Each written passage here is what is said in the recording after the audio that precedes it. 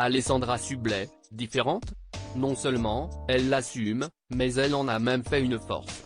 Invitée dans le studio d'En Aparté auprès de Nathalie Lévy ce mercredi 1er novembre, l'ancienne animatrice qui s'est désormais tournée vers la comédie a été interrogée sur une phrase qu'a eue à son égard l'ancien président de la République Valéry Giscard d'Estaing, alors qu'elle commençait à présenter l'émission C'est à vous, cultivez votre différence ma chère, elle fera de vous un être unique.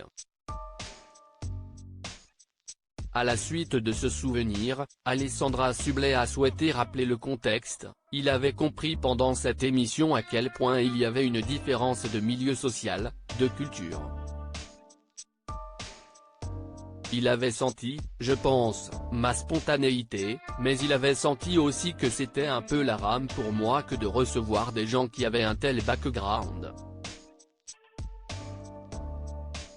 Comme si je n'avais pas la légitimité d'être là, a expliqué celle qui vient de fêter ses 47 ans. L'ancien chef d'État aurait alors réussi à mettre à l'aise et à redonner confiance à l'animatrice avec cette phrase qui lui a fait réaliser la force que son manque de culture pouvait lui procurer.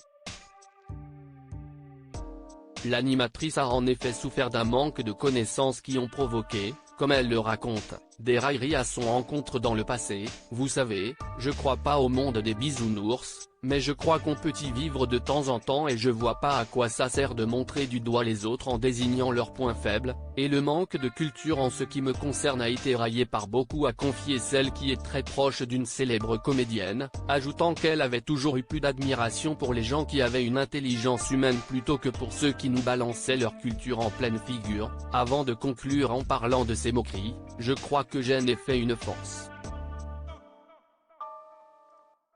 Alessandra Sublet, son évolution physique et Alessandra Sublet, comment elle a conquis son public avec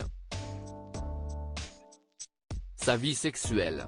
Sans filtre, ni tabou, Alessandra Sublet n'a pas peur de se confier sur tous les sujets, même les plus intimes.